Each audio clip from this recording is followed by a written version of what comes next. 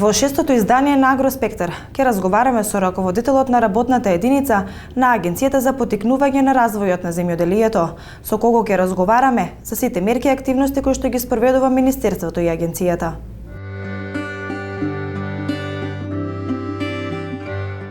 Земјоделието во последниве неколку години е дејност во подем. Секојдневно расте бројот на лица кои како професија го избираат токму земјоделието. Со бројните мерки кои Министерството за земјоделство, шумарство и водостопанство и Агенцијата за финансиска поддршка за развој на руралните средини ги спроведува, земјоделието достигна висок степен на развој. И пред програмата, редовната исплата на субвенции, отварање на дисперзирани канцеларии во одредени општини за поедноставен и побрз начин на информирање на земјоделците, иновации во земјоделието, потреба од посета на саеми на кои се презентираат нови технологии, се само дел од темите кои ќе ги опфатиме во ова издание на Агроспектар.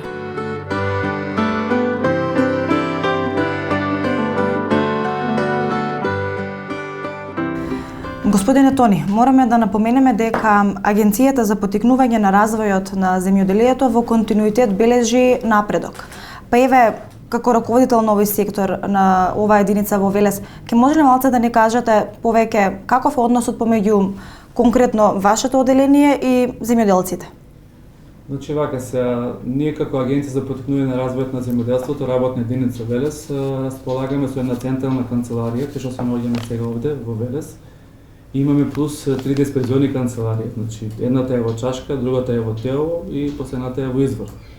Значи, согледувајќи работата дека треба да имаме се повеќе земјоделци, апликанти за сите програми што ги имаме, ние увидовме потребата за стварање на овие дисперзиони канцеларии и на моја иницијатива имавме порано една, сега имаме 3. Се со цел да бидеме присутни на терен, да ги насочиме земјоделците за оние работи кои што треба да ги знаат. Значи, ние одиме одредени денови во овие дисперзиони канцеларии. Земјоделците однапред знаат кога одиме, со работно време полно сме таму. Така да се со цел да ги известиме за оние програми кои што може да ги искористат и да им помогнеме при самото производство на земјоделските производи, како и при нивниот пласман. Значи, тоа е со таа намера направено. Во однос на резултатите кои што ги имаме постигнато, можам да кажам се огромни. Значи, ако почнеме од трите главни програми што се во областа на субвенционирањето на земјоделството, и пред програмата руралниот развој, директните плаќања. Значи, ако знаеме дека пред 7-8 години имало само 500-600 апликанти за субвенции, а сега имаме околу 5.500 апликации на 3.500 апликанти, значи, очигледно е дека има разлика и дека некој нешто сработа. Значи, пред се во однос на тоа што земјоделците да си знаат што имаат, со што може да располагаат, кои мерки можат да ги искористат. Значи, тие мерки не се искористуваат туку така, тие се искористуваат со соодветни документи. Значи, земјоделецот е тој кој што си ја знае својата работа, меѓутоа ние мораме да помогнеме и помагаме и затоа имаме резултати. Така да се надеваме дека и во иднина се повеќе и повеќе ќе имаме резултати, меѓутоа моје лично мислење е да обрнеме внимание во однос на самиот пласман на земјоделските производи. За производството ќе го направиме, меѓутоа најбитно е да имаме пласман. Да, овде добиваат, извинете што ве прекинувам, информации каде сите своји производи можат да ги. Да, значи ние тука директно треба да се уклучиме во самиот пласман на земјоделските производи во однос на извоз, во однос на квалитет, за да може земјоделците својот труд да го наплатат. Значи они ако не го наплатат како што треба, со соодветна цена, со соодветни приходи, они не ќе можат да бидат профитабилни. И ги имаме програмите, се движиме напред, па полека ќе видиме и таа работа. Така, агенцијата опфаќа еден доста комплексен, би рекла, регион и со тоа всушност и побарувањата на земјоделците се поразлични. Значи, ретко се случува можеби земјоделци од различен регион да побараат иста услуга или иста објаснување за истиот производ. Па кои се мерки бележат најголема искористеност од страна на земјоделците? Значи, вака сега да кажам дека ние како канцеларија сме отворени за сите граѓани на Република Македонија. Значи, ќе кажам и конкретно, значи со совет во однос на ИПРА програмата и руралниот развој, ние имаме покриено земјоделци од цела Македонија. Значи, имаме покриено земјоделци од Могила, Битолско, од Радобор, Битолско, имаме од Ресенско одредени села покриено, имаме од Лешок, Тетово, имаме од Делчевско некои села, да не речам комплетно општина Лозово иде на кај нас и онака не ја покриваме ние, меѓутоа со совет разбрале земјоделците како што се работи. Помагаме така да имаме услови, имаме постигнувања и ван нашиот домен. Иначе наш домен како регионална канцеларија при Агенција за поттикнување и развој на земјоделството е општина Чашка, општина Градско и општина Велес. Меѓутоа и другите земјоделци ние ги покриваме. И имаме резултати и ван овие три општини. Така да разнолики се, значи имаме од апликанти за ноеви, за полжави, лозарство, воштарство, сточарство, до агрохемиска анализа на почва, до земјоделско осигурување, до млади земјоделци, до органско производство. Тоа е една комплексна и жива материја која што треба да се гледа, да се обработува и да се следи. Така да во подоцнешниот муабет ќе правиме муабети за тие програмите да видиме, па да разјасниме некои работи повеќе. Така, следното аплицирање кое што можат земјоделците да го направат за субвенција ќе биде електронски. Можеби веќе сте започнале со оваа практика. Што значи ова и за земјоделците, меѓутоа и за вас како единица која што овде работи? Дали ќе се намали со ова гужвата која што се ствара секогаш кога е до рокот за аплицирање за субвенции? Видете, гужвата се прави затоа што има многу квалитетни мерки, значи има многу апликанти. И тоа е до македонскиот менталитет, обично последните денови сите идат.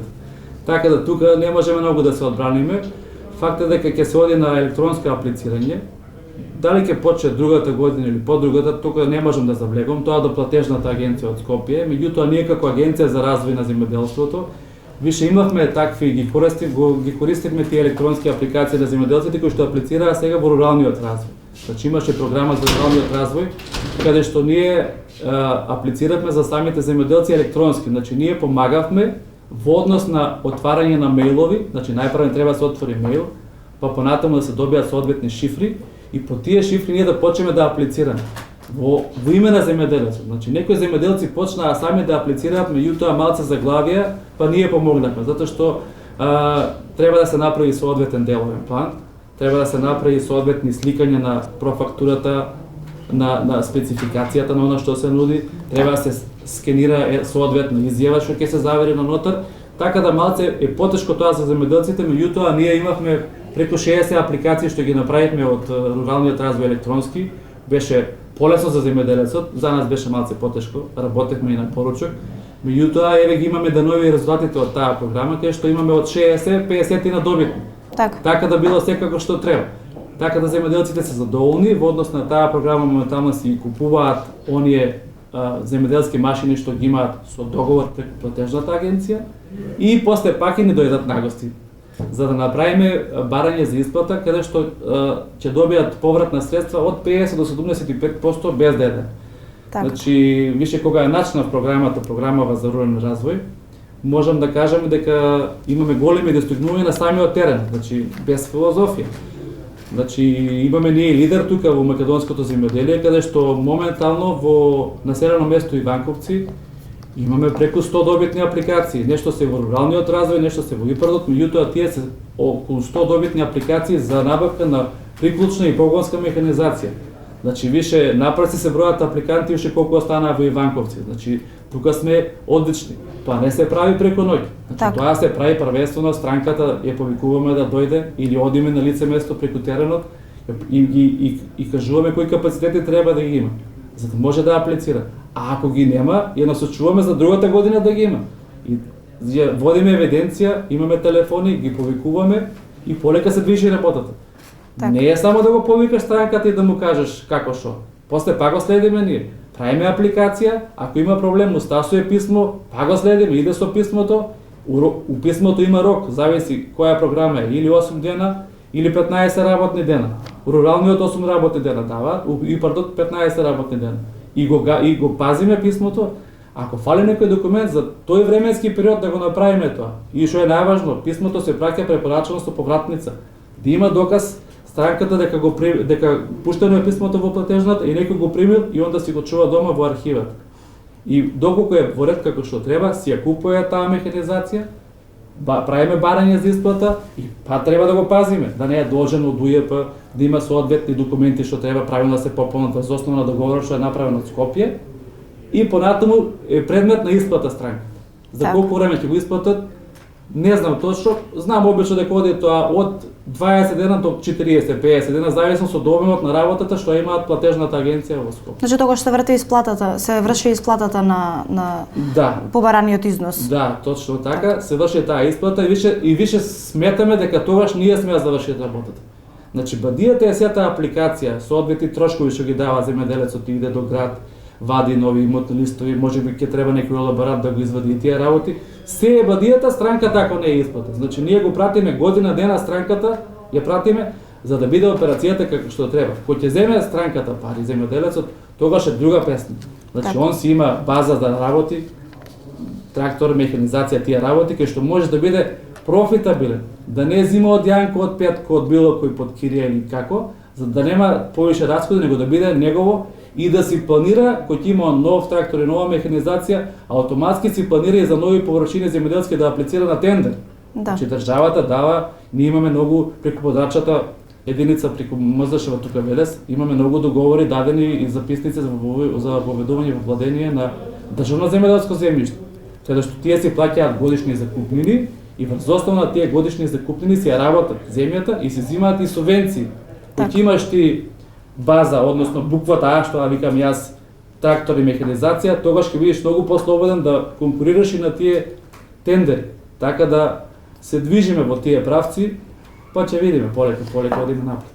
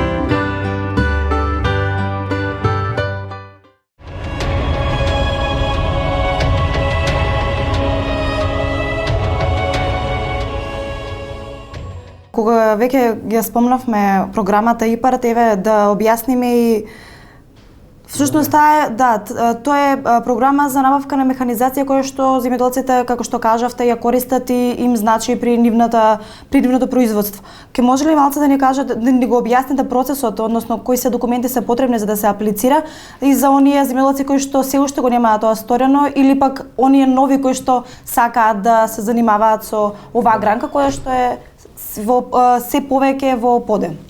Значи, ние моментално го работиме ИПАРТ од тука ја се гледа 2007-2013 година уште. Назад спе со 2 години, меѓутоа таква е програмата и не е тоа ништо проблем, се движи се напред. Значи, ИПАРТ што го работиме моментално е составен од 3 мерки, 101, 103 и 302. Значи, таму има многу мерки што ќе ни треба едно 5-6 и помалку и повеќе емисии за да се објасни таа работа. Значи, делот највише искористена е мерката 101. Значи таа има набавка за приклучна погонска механизација, набавка на разни машини за обработка на земјоделските култури, за пластеници, лозарство, овоштарство, имаме набавка на опрема за свињи, имаме набавка на опрема за живинарство, значи комплексна работа кај што се искористува, значи не е само приклучна механизација, тоа е еден дел. Така. Или па мерката 103 кај што е исклучително голема мерка за големите земјоделски фирми кај што може да направат разни ладилници, сместувачки капацитети и така натаму за својата стока да имаат како што треба, да ја одржаваат под одредена температура и да ја продаваат после по голема цена. Или па мерка 302 кај што е огромна мерка кај што може да се искористи за градба на различни ресторани во етно стил и така натаму.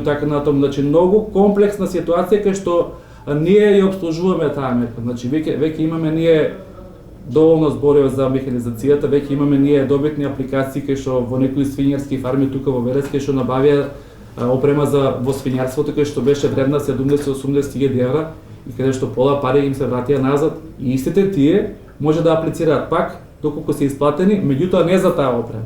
И веќе аплицира за нова, истиот апликант више аплицира за друга опрема кај што исто таа 70 хиljadi евра. Значи процедура е не е едноставно, меѓутоа со поддршка наша и со желба на земјоделецот се движиме малце напред. Иначе кога сме кај ИПАРД програмата, да кажеме дека во последно време апликантите се зголемени, значи ние од работна единица Велес стално испраќаме по 50 до 60 апликанти, каде што има многу пари и ако ја пратиме апликацијата како што претходно кажав, тие ќе бидат добитни. Битно е само да има правилен деловен план, ако е за градинарство да се направи правилен производствен план, да се движи работата, ние да бидеме покрај земјоделецот и да биде успешна работата. Моментално, ваа година имавме 2 повика на ИПАРД, завршија тие и сега апликациите се во предмет на обработка, така да има преку 1000 апликации на ниво на Македонија моментално што се обработуваат во платежната агенција и моментално стасуваат дописи на која странка му фали, не му фали, било што, затоа што треба да бидат предметите како што треба, затоа што и колегите од Скопје имаат контрола после од Европска унија што им иде за ресор земјоделие. Така да повратот на средства кај ИПАРДот е од 50 до 75% исто поврат на средства без ДДВ. Во зависи со тоа, сега имаме и најнова ситуација во оние подрачја каде што се поплавени, претежно Битолско таму доле и некои други места беа, има таму регистриран, кај што земјоделците ќе добијат 75% поврат на средства за ИПАРД. Значи морам да напоменам дека повратот на средства при ИПАРДот не се само европски пари. Значи од повратот што го добива земјоделецот, 75% се европски пари, 25% се пари на владата на Република Македонија. Так. Значи комплексна мерка, меѓутоа ние сме тука да ги поддржиме земјоделците и што е најважно, значи кај нас сите услуги се бесплатни. Значи се прави бизнис план бесплатно. До плика им даваме на земјоделците до пополнување на се само да се движи работата. Затоа сте успешна единица. И да ти кажам право, успешни сме затоа што имаме многу резултати, за нас стојат резултатите. И ги пратиме стаките цела година. Така е, лично од земјоделците имавме можност да слушнеме дека се стварно задоволни од вашата работа и дека во многу им помагате во однос на аплицирање, во однос на потребните документи да ги добијат. Кога веќе ги спомнавме дел од овие субвенции, оваа ИПАРД програма, дали според вас стимулираат ли субвенциите за зголемување на земјоделието, за зголемување на производството на земјоделците? Видите, тоа е првата работа. Значи без субвенции, без поддршка тешко е ќе оди се. Кога странката, кога земјоделецот си знае што може да искористи и што може да добие, него очите му се отвараат понадалек. Тука сме ние да помогнеме, да си ги правилно обработуваат своите површини, да знаат како да ги обработуваат, значи не само да ги обработуваат со една култура, значи се знае, плодород треба да се прави 2 години максимум една култура да се одедува, после да се вртат површините и евентуално што е моја препорака, има и таква мерка во директни плаќања што е тука кај нас, значи да се ги да прават агрохемиска анализа на почва. Што значи агрохемиска анализа? Тоа значи да знаат со што да ѓубрат и кога да ѓубрат. Така. Значи они на своите површини знаат да ставаат МПК 40 кг на декар, КАН 20 кг на декар прихрана и секоја година тоа патува. Значи тоа да, меѓутоа да не биде секоја година, да се види каква е ситуацијата. Преку таа агрохемиска анализа они може да видат кои елементи ги има, кои ги нема. Некои елементи се презаситени. Да. Исто како ние со луѓето. Не можеш од вода секој ден да живееш, мора различно да биде. Така и земјоделската површина. Така. Затоа кога ќе направат они таа анализа, агрохемиска анализа на почва, они ќе знаат што може со што да ѓубрат, со што не. Значи имаше типичен пример на едни земјоделци кои што се јавија од Ресенско И едниот и му кажав на оваа работа, едниот земјоделец рече Тони, јас ќе направам анализа, другиот земјоделец рече нема потреба да правам анализа, јас ја знам работата. И сега се движи работата полека. Едниот направи анализа каде што му кажаа дека не треба више да ѓубри таа година, нека се стои така површината, од другата година па да почне. Да. Така да овој што не ѓубреше имаше 2 пати повеќе род од тој што ѓубреше. И кога виде колегата негов дека е тоа така, рече дека и он ќе прави анализа, така да тоа сакав да укажам, а покрај тоа што и на она што го плаќаат тоа за агрохемијска анализа за земјоделците, имаат повратна средства од 70% назад на она што ќе го платат. Значи ако една проба е од 1000 до 1500 денари, ако треба да прават 3-4 проби пример, зависи од големината на површината, они преку аплицирање тука кај нас во потрачната единица во Велес, може да пуштат апликација кај што ќе им се вратат средствата во висина од 70%. Значи тоа не е мало. Тоа е висок процент. Да. Така.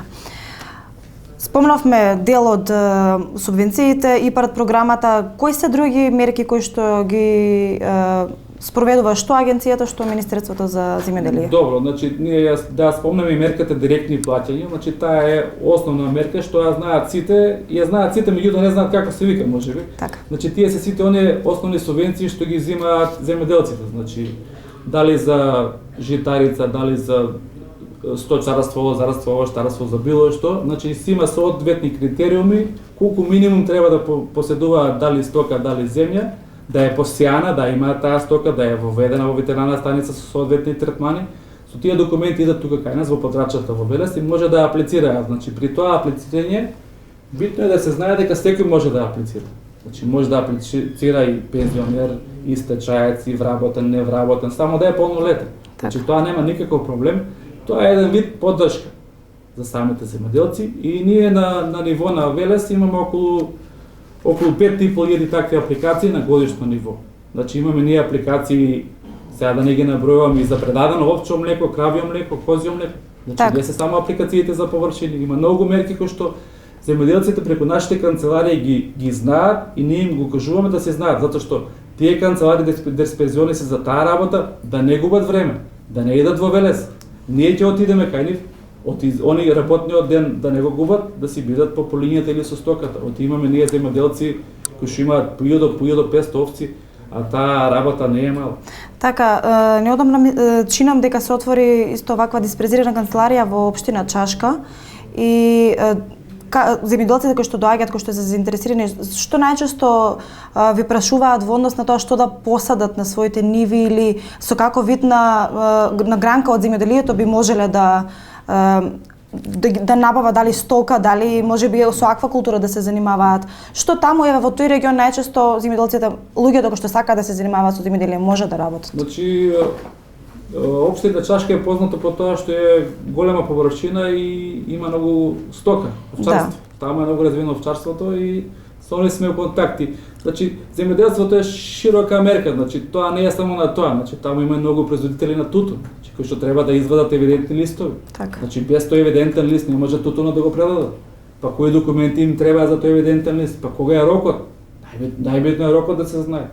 Да се знаат, да се планираат, значи секој си има свои домашни обврски, кои ќе го знаат рокот од кога до кога, ќе си дојдат да бидат на сигурно, да не одат лево десно да шетаат, затоа се тие канцелари.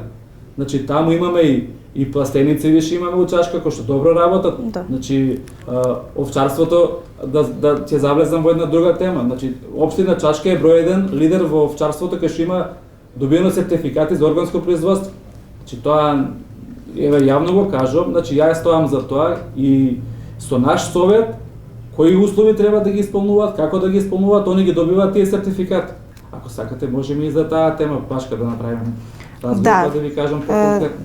Точно, бидејќи опфаќаме, како што кажавте, земјоделието е широка гранка, го опфаќаме и тој дел, конкретно да ги информираме гледачите еве на нашата емисија, што конкретно за какви мерки станува збор во овој дел од земјоделието. Значи органското производство е тренд моментално и се движиме напред, меѓутоа не е едноставно, си бара свој работа. Значи прво да кажам дека тие сертификати за органско производство ги даваат моментално две овластени сертификацијски тела во Македонија. Балкан Биосерт и Процет.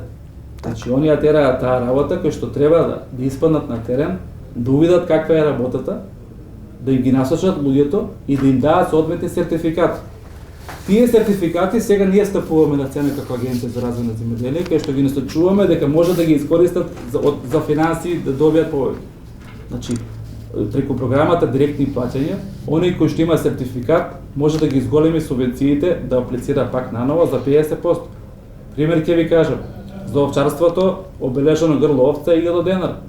50% е 500 денара. Странката ако има сертификат за органско производство, ќе добие плюс 500 денара. Обележено грло говедо, 2800 денара се дава од едно говедо.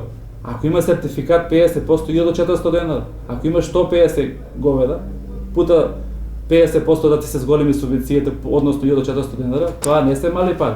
Значи, нашата работа е тоа да ги насочуваме, да си ја знаат работата. И што е најважно, кога аплицираат за субвенции, оние автоматски треба да се најават у компјутерот дека можно е да имаат сертификат. Да се најават. Тоа обично се прави 4, 5, 6 месец во годината кога се обичните субвенции. Без таа најава во компјутер, сега моментално се аплицира за субвенции за органско 11 месец. Без таа најава тогаш не може да аплицираат сега. Значи ние со совет им укажуваме дека треба да се најават доколку сакаат да имаат таков сертификат. А дали ќе имаат таков сертификат, тоа е втора фаза. Тоа одлучува сертификацијското тело. Испаѓа на терен, гледа со што се храни стоката, дали има сопствена храна, дали ја купува од некој што има сертификат. Гледа пример во овчарството исто. Трлото се гледа големина на трло. Има закон за благосостојба на животни. Трлото треба да има пример за овчарството 1,5 метар квадратен од овца да биде покриен простор. Се мери тоа. Ако нема да му дозволат. И дозволениот простор, односно аргачот напред кај што испаѓаат овците, треба да биде 2,5 метра квадратни. Без тие мерки не може да добие сертификат. И плюс тоа странката треба да се води евиденција. Кога го посетила ветеринарна станица, од каде купил храна, кај продал јагниња и тие работи за да може да има увид инспекторот кој ќе дојде. Значи тоа со закон утврдено. И доколку ги исполни овие услови, он се добива сертификат и повеќе средства ќе доби. Иначе моментално трае аплицирањето за органско производство, завршува во понеделник на 30 ноември. Да, колку се заинтересирани земјоделците за ово органско производство? Значи ние очекуваме околу 75 до 80 сертификати да има овде во Велешко, Велес градско и Чашка. И тие истите аплицираат моментално. Значи до понеделник завршува, ќе аплицираат и ќе си добијат соодветни средства другата година кои ќе се исплат. Како средства за органско производство. И тоа не е мала работа. Така, да напоменеме дека ова органско производство на пазарот, поготово во странство, и многу повеќе се плаќа во однос на домашниот пазар. Исто така, можам слободно да кажам дека пример за ова органско производство се јагнињата кои што завршуваат на органските јагниња кои што завршуваат на италијанскиот пазар. Дали на домашниот пазар имаме навика да купуваме органско производство или пак можеби е до цената која што можеби за некој превисока? Видете, таа навика тешко може да се смени. Значи, јас сум поборник за органското производство, меѓутоа треба да се пази и на оние кои што имаат такво производство да бидат подобро платени. Значи, нема врска дали е јагнен, дали е компир, дали е грозје, било што. Значи, сертификати се даваат и за овощарство, и за лозарство, и за градинарство. За градинарството се 100% поголеми субвенциите и потешко е да испадне таков производ. Меѓутоа, ако ќе испадне тој производ, тоа е главниот проблем. Производителот ја нема таа цена што треба да ја добие. Значи не може домато тако е 30 денара да биде органски од 30 денара, тој ќе биде 50 или 60. Кој ќе биде 50 или 60, тука имаме проблем со продажбата. И странката малце како да производителот како да губи енергијата за да згази понатаму подобро да тера работата. Меѓутоа тоа најчесто се случува на домашниот пазар. Меѓутоа за странскиот пазар верувам дека нема таков проблем. Точно е тоа. Значи јас ќе ви кажам еден пример кај што во Холандија Федерацијата на органски производители имаат барање таму поднесено више да не земаат субвенции, да се укинат субвенциите за органско. Затоа што они више си нашле работа, си имаат свој бизнис и не сакаат да имаат поголема конкуренција. Така е. А кај нас обратно, ќе дојде и тоа кај нас, меѓутоа споро има некои продавници сега више во Скопје, отворени се за таа работа. Имаше една мерка од програмата за руралниот развој за поддршка на такви продавници, каде што ќе им биде платена киријата и соодветни средства ќе добијат, така да и кај нас се движи таа работа, меѓутоа како што реков, пласманот е најбитен и тука е најболната точка со цената на производот. Со цената, така. Да напоменеме дека и сеемите во последниот период се почесто се организираат, а производителите на храна, на производи на земјоделски се повеќе ги посетуваат истите. Па еве, што е она што земјоделците може да ги научат на овие саеми конкретно? Значи јас сум бил на повеќето саеми, сите што се тука на Балканскиот полуостров, така да кажам. Значи обично тие саеми ги организира Федерацијата на фармери. Да. Значи каде што се има одредени поволности во однос на цената на плаќање. Значи сме биле во Нови Сад, во Војводина, сме биле во Пловдив во Бугарија, сме биле во Турција, во Истанбул, во Текирдак, во Бурса, каде што стално има 1 до 2, а можеби некогаш и 3 автобуси имало. Со земјоделци одиме таму некаде со спиење, некаде без спиење. Каде што земјоделците треба да ги посетуваат тие сајми. Значи тоа е школа, тоа е струка. Значи поготово Нови Сад и Бурса, тоа се невидени сајми кај што има земјоделци од цел свет, кај што има земјоделски техники и практики да се ги видат на лице место, каде што ќе научат и јас и они нешто повеќе. И ќе ви кажам типичен пример за во Турција. Значи во Бурса на сајмот имаше преку 80 штандови за агрохемијска анализа на почва што прават. Преку 80. Значи кај што таму е толку тоа развиено како буквата А во земјоделие, затоа што треба да знаеш на што си за да можеш да произведуваш. И они многу добро тоа го работат и го движат и се научени да ја прават таа агрохемијска анализа. Сега почна и кај нас, меѓутоа ќе треба да биде поинтензивно тоа, за да може странката, земјоделецот да си знае на што е и што треба да изџубри, да не биде едното исто, затоа што ќе има проблеми при количината и квалитетот на производот. Природот на Да, самото тоа. Да. Така да тоа кога се оди по тие сајми, тоа што се гледа, тоа и се памти, имаме ние и видеа, имаме и слики и више практики што ги прифаќаат од таму земјоделците во областа, на пример на изработка на пластеник, како да се изработи скици, силоси. Сме биле во Нови Сад со 2-3 добри земјоделци од Иванковци кај што земавме телефони за производство да им направат силоси кај што може јачмен од пшеницата да си ги чуваат, да не ги продаваат одма кој ќе треба со пониска цена да ги почуваат, па да може поголема цена во зимниот период. Така да им се отвараат очите и треба да ги посетуваат. Треба. Така. И имам уште само 2 прашања да ви поставам, бидејќи толку не дозволува и времето. Се зголемуваат производите под стакленици или производите под оранжери? Често се случува дури во зимниот период да можеме да јадеме на пример домати или пиперки свежи. Меѓутоа цената во зимниот период, да речеме, на доматите е повисока во однос на летниот период кога е сезоната. На што се должи сето ова? Дали дали луѓето се навикнати и сакаат да ги купуваат или пак можеби имаат одбивност оглед на тоа дека можеби не се свежи, можеби се со, не знам... Ве сватив. Значи, под пластеници и највише производство раноградинарството не е развиено во општина Градско. Значи, таму се многу добри и јаки земјоделци, работливи, кои што во последно време многу ги искористуваат и средствата од ИПАРД програмата. Значи таму и населено место Виничани, кај што имаме доста апликанти во ИПАРДот, се земале тоа што треба да што аплицирале, и Градско како општина Градско за разлика од Чашка е појака во тој дел, значи има рано градинарство многу добро развиено, кај што со наша поддршка, со наше насочување пластениците не се зголемуваат таму, значи таму секој втор беше пластеник прави. Значи они имаат одгледуваат рано градинарски култури кај што цената на тие производи е поголема, бидејќи рано се произведуваат. И затоа они користат и загревање кај што имаат и многу поголем расход. Значи јас имам одредени земјоделци кај што трошат и до 300 кубици дрва за загревање. Значи тоа е трошок, меѓутоа нивното производство е многу поскапо затоа што е рано. Сега од производна година до производна година има разлика, зависно многу е битна и цената на продажба, како што напоменав пред тоа. Ако е добра цената, он ќе има и поголем профит. Така да се движиме и таму во таа општина многу добро. Во општина Чашка имаме овчарство, сточарство се и се што, а во Велес имаме од сепо нешто. Така, од секоја гранка во земјоделието. Така. Мораме да споменеме дека се почесто ни се случуваат, можеби, тоест на земјоделците им се случуваат можеби несакани работи од неповолните временски услови кои што за жал се почесто ги имаме, дали се тоа жешки лета или се ладни врнежливи зими. Каков е начинот на осигурување на земјоделските површини? Се осигураат ли земјоделците, ја прифаќаат ли ова мерка која што е многу поволна за нив?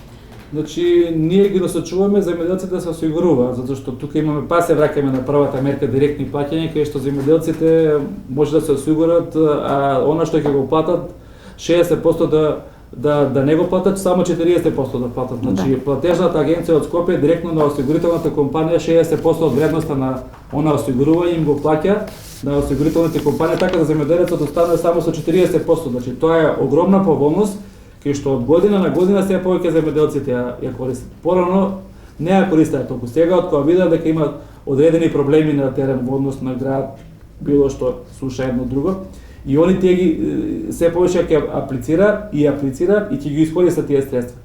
Државата помага, само не треба тоа да го искористат на нивни начин позитивен.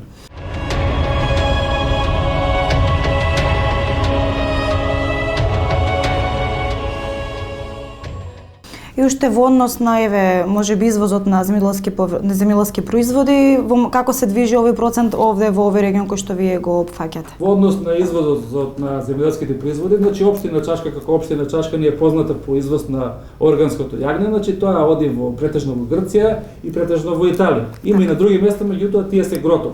А во однос на општина Градско, значи таму имаме овоштарството е претежно за извоз, значи праската, крушата, кај што оди и минатава година доста одеше во Украина, значи оди во Србија, така да земјоделците се задоволни и има одлична цена. Тука беше и кајсијата, кај што имаше вредност и до 1 евро на почетокот. Добро е, минатата година беше добра, ваа година е добра, очекуваме сега и тутунот да биде одличен, со квалитетот, така да има и добра продажна цена, за да може земјоделците да одат напред со своето производство. Ви имате една нова идеја во однос на ИПАРТ програмата, каде што сакате да се воведат теренските земјоделски возила во неа. За што станува конкретно збор? Значи, при посета на тие сајми сме одели сите во странство, претежно во Грција, во Турција, сум увидел дека сите земјоделски фирми ги имаат тие земјоделски теренски возила. Значи, тие се може да бидат со 2 или со 4 седишта, а позади да имаат отворен простор за тон и пол да се стави роба, било што дали градинарство, дали овоштарство, за да може да бидат поефективни, побрзи, да испаѓаат на пазарот кога ќе треба. И доколку имаат некој проблем на самите земјоделски површини во однос на земјоделските машини, да донесат некој дел, да донесат гориво ако треба за тракторот и тие работи. Без таа спојка, сметам дека многу тешко ни оди работата, сум го увидел тоа и таа идеја ја застапувам више 3-4 месеца со еден колега од Скопје, кај што правиме напори во следниот ИПАРТ да влезат како прифатливи трошоци набавката на овие земјоделски теренски возила. Така. Значи, овие возила се пример 14, 15, 20 евра, зависи колку би кажа се, да може земјоделците да ги купуваат по таа сума, меѓутоа пола пари да им се врати назад. Така да таа не е мала работа и земјоделците многу побрзо, многу ќе бидат поекспедитивни и на терен ќе бидат многу повеќе присутни. Затоа што земјоделието не е до асфалтот, тоа е малце погоре и подолу. Така да ја застапувам оваа идеја, еве и примери од како изгледаат, нема врска, луѓето си знаат. Значи овие на секој чекор ги има и во Грција и во Турција, сите земјоделци ги поседуваат. Сакаме нашите земјоделци да ги добијат, меѓутоа не да плаќаат цела сума, него да биде за пола сума. И да ви кажам, идејата више ја знаат земјоделците, така да сега имаме сигурно преку 30 апликации, ако има денеска, ако и продат дека ќе дојдат и ќе аплицираат, затоа што без тоа не можете.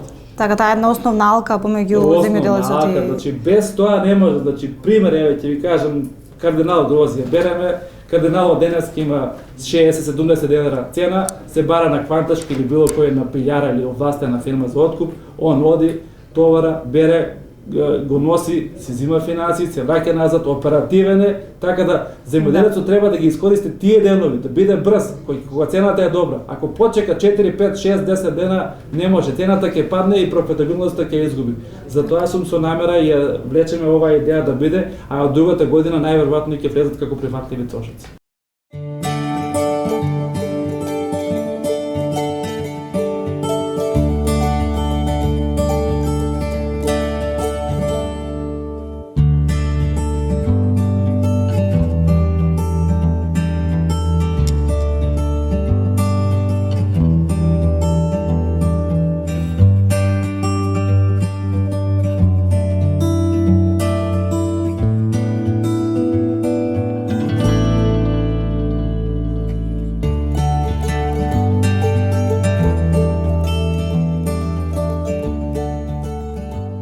Февруариот на овој месец означува и крај на пријавувањето за субвенции за продаден зеленчук во домашните преработувачки капацитети. Финансиска поддршка за предадените домати во периодот кога имаше нарушување на пазарот е зголемена. Градинарите кои го продадоа своето производство во домашните преработувачки капацитети за зеленчук во земјава или во странство, директно или преку регистриран откупувач по откупна цена од 5 денари за килограм, ќе добијат субвенција од 6,5 денари за килограм. Поттик за поголем ангажман во оваа област, како и за зголемениот број регистрирани земјоделци, е и зголемувањето на откупот на земјоделски производи од индивидуалните производители. Според податоците на Државниот завод за статистика, во третото тримесечие од 2015 година, кај откупот на земјоделски производи од индивидуални производители е забележено зголемување за 23,1%, а кај продажбата на земјоделските производи од стопанско производство е забележено намалување за 30,7%. Зголемување на откупот и продажбата на земјоделски производи е забележено кај градинарските и фуражните растенија, грозието, алкохолните пијалоци и добитокот, а намалување е забележено кај житата, индустријските растенија, овошјето, живината и јајцата, млекото и млечните производи и рибата, додека пак откупот и продажбата на земјоделски производи се намалени за 5,1% во однос на истиот период од претходната година. Ова беше се што ви подготвивме во ова 6-то издание на Агроспектар. Следна средба закажувам за 7 дена.